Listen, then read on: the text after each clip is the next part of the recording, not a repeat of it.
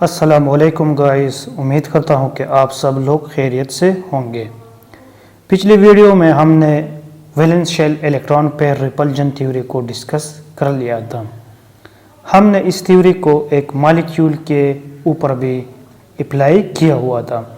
ठीक है, तो आज हम valence shell electron pair repulsion theory के कुछ पोस्टुलेट्स है वो आज हम पढ़ेंगे।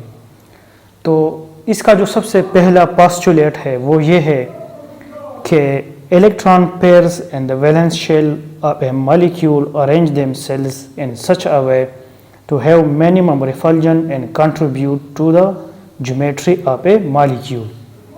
तो बेसिकली इस पोस्टुलेट का मतलब ये है कि एक मॉलिक्यूल में जो सेंट्रल एटम होता है उसके वैलेंस शेल में जो इलेक्ट्रॉन पेयर्स होते हैं, चाहे वो लोन पेयर की सूरत में हो चाहे वो बॉन्ड पेयर की सूरत में हो, वो वैलेंस शेल में अपने आप को इस तरह से अरेंज करते हैं कि इनके दरमियान जो रिपल्जन हो वो मिनिमम हो और उनके दरमियान जो डिस्टेंस है वो मैक्सिमम हो।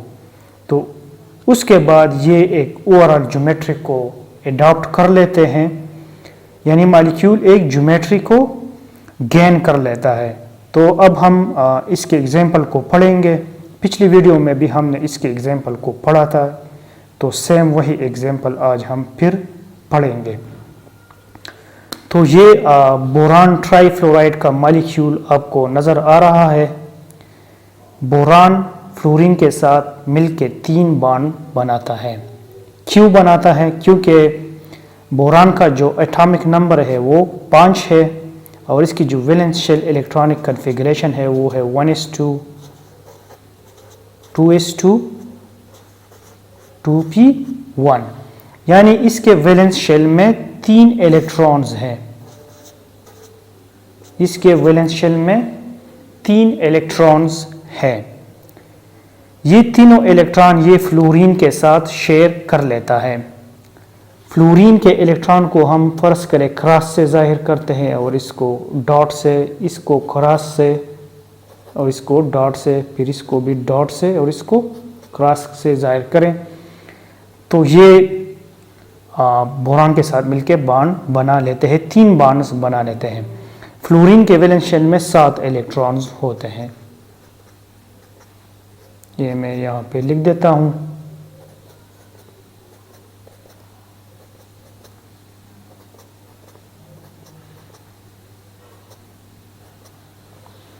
फ्लोरीन के वैलेंस शेल में 7 इलेक्ट्रॉन्स होते हैं।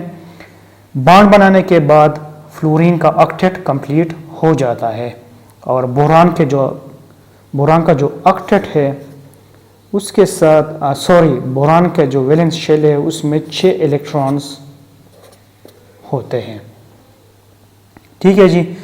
तो जब बोरान फ्लोरीन इन तीनों फ्लोरीन के साथ मिलकर बॉन्ड बनाता है तो जाहिर सी बात है कि ये इलेक्ट्रॉन्स है, ये भी इलेक्ट्रॉन है, ये भी इलेक्ट्रॉन है, तो ये नेगेटिवली चार्ज्ड पार्टिकल्स हैं। तो ये एक दूसरे को रिपेल करते हैं और जब ये एक दूसरे को रिपेल कर लेते हैं तो इसके बाद ये एक ज्योमेट्री को अडॉप्ट कर लेते हैं जिसकी शक्ल फैन की तरह होती है, यानी पंखे की तरह इसकी शक्ल होती है या इसकी ज्योमेट्री होती है। यहाँ पे मैं दोबारा इसको लिख देता हूँ ताकि आप लोगों को ये वाज़ेह तौर पर नज़र आ सके। बोरान फ्लोरीन और ये फ्लोरीन। तो ये बोरान का जो वैलेंस शेल है इसमें 3 बॉन्ड पेयर्स है। ये है, दूसरा ये है और तीसरा ये है। तो ये एक दूसरे को रिपेल करते हैं और रिपेल करने के बाद ये 120 डिग्री पे आ जाते हैं, यानी 2 फ्लोरीन एंगल्स के दरमियान या 2 फ्लोरीन का जो बॉन्ड है, दोनों फ्लोरीन एटम्स का, उनके दरमियान जो एंगल है वो 120 का हो जाता है। और ये एक ऐसी पोजीशन है जहाँ पे इनके दरमियान जो रिपल्जन है वो मिनिमम हो जाता है। तो ये बेसिकली पहला पोस्टुलेट्स है valence shell electron pair repulsion theory का पहला पोस्टुलेट है ये। सेकंड जो पोस्टुलेट है valence shell electron pair repulsion theory का वो ये है कि lone pair occupy more space and exert more repulsion as compared to the bond pairs। इसका मतलब ये है कि अगर एक मॉलिक्यूल में आपके साथ बॉन्ड पेयर्स हो, ये वाले अगर आपको ये नज़र आ रहे हैं, ये बॉन्ड पेयर्स हैं और ये लोन पेयर है। तो अगर एक मॉलिक्यूल में बॉन्ड पेयर भी हो और लोन पेयर भी हो, तो जो लोन पेयर होता है वो ज़्यादा स्पेस ऑक्युपाई करता है और इसी तरह इसका जो रिपल्जन है बॉन्ड पेयर के मुकाबले में वो भी ज़्यादा होता है। इसको मैं यहाँ पे लिख लेता हूँ ताकि आप लोगों को ये मज़ीद आप लोगों को क्लियर हो सके। NH3 का ये मॉलिक्यूल है, ये एक लोब है जिसमें लोन पेयर है, ठीक है जी। अब ये 3 हाइड्रोजन के साथ नाइट्रोजन ने 3 कोवेलेंट बॉन्ड बनाए हैं। तो मैं फ़र्ज़ करें मैं इसको इस लोब से ज़ाहिर कर देता हूँ या इसको मैं इस तरह से लिख देता हूँ।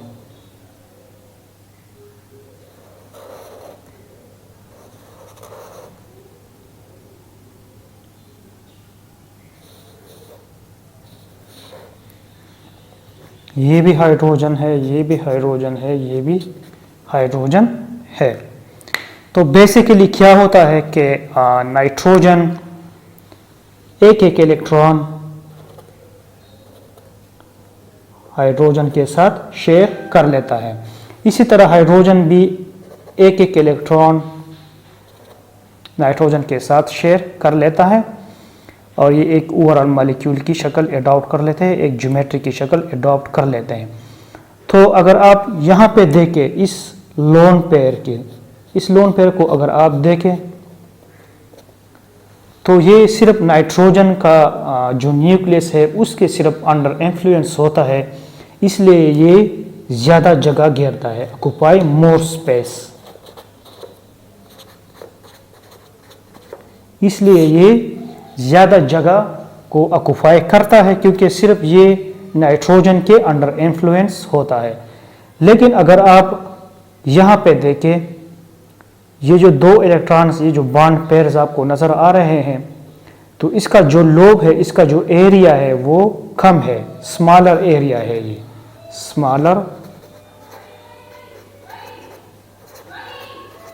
स्मॉलर एरिया को ये ऑक्युपाई करते हैं। इसका मतलब ये है कि ये बॉन्ड पेयर जो है ये इनमें इतना ज़्यादा फ्रीडम नहीं होता क्योंकि ये 2 न्यूक्लियस के अंडर इन्फ्लुएंस होता है, एक हाइड्रोजन है और दूसरा नाइट्रोजन है, तो इसलिए ये जगह भी कम ऑक्युपाई करता है as compare to lone pair. ये सिर्फ एक न्यूक्लियस के अंडर इन्फ्लुएंस होता है तो ये इसमें फ्रीडम थोड़ा ज़्यादा होता है, इसका इफेक्ट थोड़ा ज़्यादा होता है, इसलिए ज़्यादा स्पेस को ऑक्युपाई करता है क्योंकि सिर्फ ये एक न्यूक्लियस के अंडर इन्फ्लुएंस होता है, जबकि ये बॉन्ड पेयर जो है ये 2 न्यूक्लियस के अंडर इन्फ्लुएंस है, तो इसलिए ये ज़्यादा जगह इसलिए ये कम जगह ऑक्युपाई करती है as compare to lone pair. इसी तरह इसका जो ऑर्डर है रिपल्जन का, यानी लोन पेयर और लोन पेयर के दरमियान जो रिपल्जन है वो बहुत ज़्यादा होता है। इसी तरह लोन पेयर और बॉन्ड पेयर के दरमियान रिपल्जन फिर थोड़ा कम हो जाता है और इसी तरह बॉन्ड पेयर और बॉन्ड पेयर के दरमियान जो रिपल्जन है वो सबसे कम होता है। इसी तरह valence shell electron pair repulsion theory का जो तीसरा पोस्टुलेट है वो ये है कि multiple bonds behave like single bond having no role in participating the geometry of a molecule. तो बेसिकली इसका मतलब ये है कि इस थ्योरी के मुताबिक जो डबल बॉन्ड होते हैं उनको इसी तरह से ट्रीट किया जाता है जिस तरह से सिंगल बॉन्ड को ट्रीट किया जाता है। फॉर एग्जांपल यहाँ पे बेरिलियम क्लोराइड का मॉलिक्यूल है, बेरिलियम और क्लोरीन के दरमियान सिंगल बॉन्ड है, तो इसकी ज्योमेट्री क्या है, लीनियर है और इसके दरमियान जो एंगल है वो 180 डिग्री का है। तो बेसिकली जो दूसरा मॉलिक्यूल है हमारे पास वो है कार्बन डाइऑक्साइड का,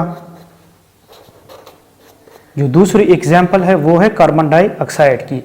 इसकी ज्योमेट्री भी लीनियर है बेरिलियम क्लोराइड की तरह, इसकी ज्योमेट्री भी लीनियर है, जबकि कार्बन डाइऑक्साइड का जो मॉलिक्यूल है इसकी ज्योमेट्री भी लीनियर है, दोनों की ज्योमेट्री लीनियर है। हालांकि कार्बन डाइऑक्साइड के मॉलिक्यूल में दो डबल बॉन्ड्स हैं, एक यहाँ पे है और एक यहाँ पे है, एक यहाँ पे है, मतलब हर कार्बन और ऑक्सीजन के दरमियान एक एक डबल बॉन्ड है। लेकिन दोनों केसेस में ज्योमेट्री लीनियर है। बेरिलियम क्लोराइड के केस में भी एंगल 180 डिग्री का है, जबकि कार्बन डाइऑक्साइड के केस में भी ज्योमेट्री लीनियर है और इसके दरमियान जो एंगल है वो 180 डिग्री का है। इसका मतलब ये है कि जो डबल बॉन्ड होता है उसका ज्योमेट्री को फाइंड करने में कोई रोल ही नहीं होता। मतलब डबल बॉन्ड एक ज्योमेट्री को फाइंड करने में पार्टिसिपेट नहीं करता valence shell electron pair repulsion theory के तहत। यानी इस थ्योरी के तहत डबल बॉन्ड को सिंगल बॉन्ड कंसिडर किया जाएगा, या आप ऐसे कह सकते हो कि डबल बॉन्ड बिहेव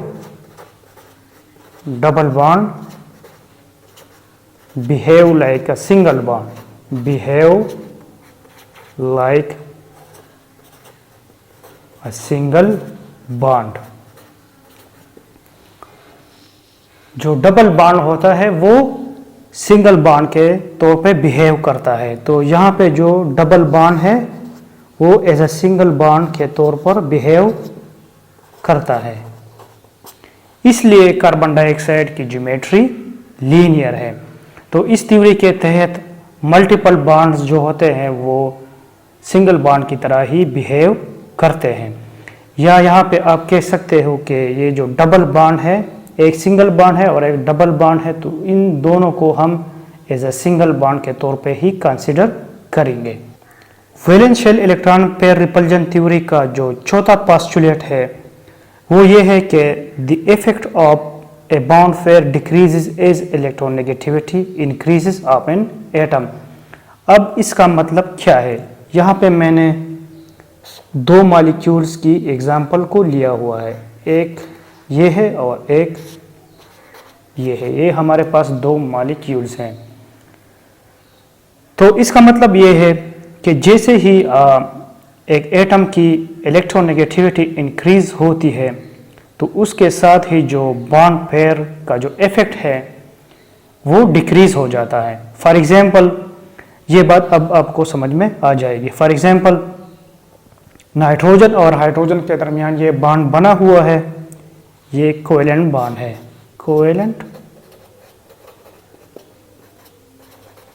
ये कोवेलेंट बॉन्ड बना हुआ है। चूँकि नाइट्रोजन की इलेक्ट्रोनेगेटिविटी कम है, आप इस तरह से लिख सकते हो, हैविंग स्मॉल इलेक्ट्रोनेगेटिविटी। चूँकि इसकी इलेक्ट्रोनेगेटिविटी कम है तो इसलिए ये बॉन्ड पेयर जो है या इलेक्ट्रॉन्स है ये इतने ज़्यादा टाइट नहीं होते बनिस्बत इस बॉन्ड पेयर के। यहाँ पे हाइड्रोजन और फ्लोरीन के दरमियान जो बॉन्ड पेयर है वो बहुत ही ज़्यादा टाइट होता है, क्योंकि फ्लोरीन की जो इलेक्ट्रोनेगेटिविटी है वो क्या है? ज़्यादा है, ग्रेटर इलेक्ट्रोनेगेटिविटी। यानी फ्लोरीन की जो इलेक्ट्रोनेगेटिविटी है वो ज़्यादा है, इसलिए ये जो बॉन्ड पेयर है वो ज़्यादा टाइट होता है। ये फ्लोरीन के अंडर इन्फ्लुएंस होता है, लेकिन बहुत ही ज़्यादा इफेक्ट होता है फ्लोरीन का इस इलेक्ट्रॉन पे। जबकि इस केस में अगर देखा जाए तो नाइट्रोजन का इस बॉन्ड पेयर पे इफेक्ट है। ये इलेक्ट्रॉन पेयर या बॉन्ड पेयर नाइट्रोजन के अंडर इन्फ्लुएंस होते हैं, लेकिन इनका जो इन्फ्लुएंस होता है वो कम होता है as compare to this bond pair, क्योंकि यहाँ पे फ्लोरीन की इलेक्ट्रोनेगेटिविटी ज़्यादा है और यहाँ पे नाइट्रोजन की इलेक्ट्रोनेगेटिविटी कम है।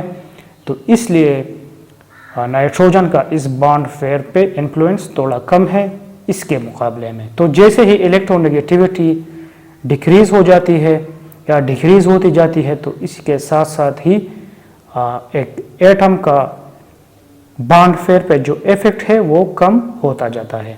Valence shell electron pair repulsion theory का जो पांचवा पॉइंट है, जो आखिरी पोस्टुलेट है, वो ये है कि geometry of a molecule depends on the electron pairs and the valence shell of a central atom.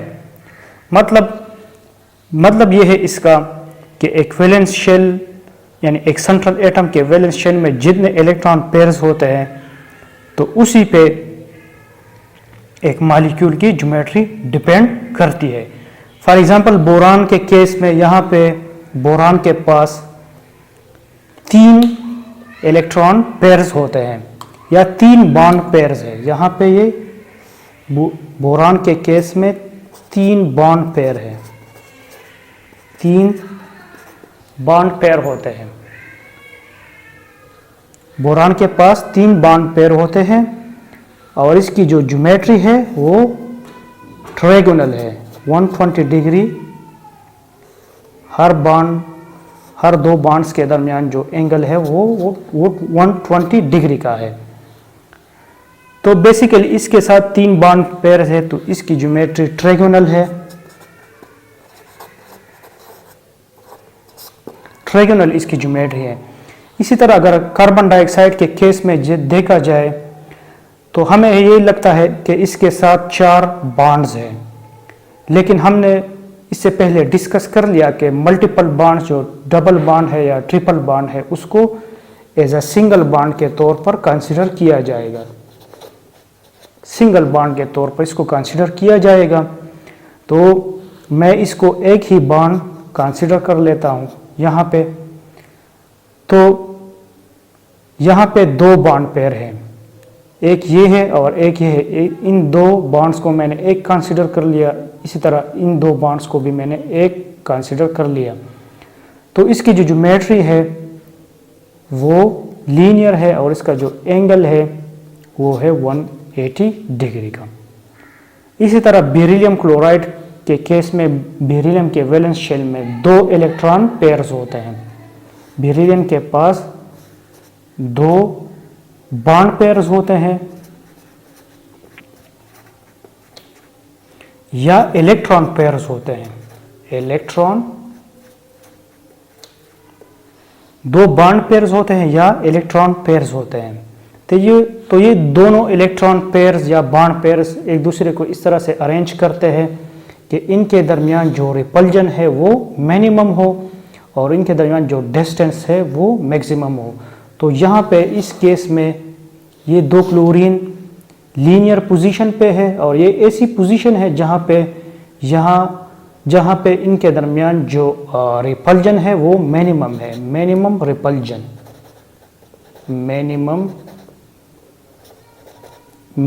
Repulsion है इनके दरमियान। और इसी तरह इसके दरमियान जो डिस्टेंस है वो मैक्सिमम है और इसकी ज्योमेट्री जो है वो लीनियर इसकी ज्योमेट्री है। तो बेसिकली एक सेंट्रल एटम के वैलेंस शेल में जितने इलेक्ट्रॉन पेयर्स होते हैं उसी पे उस मॉलिक्यूल की ज्योमेट्री डिपेंड करती है और यही इसका लास्ट पॉइंट है।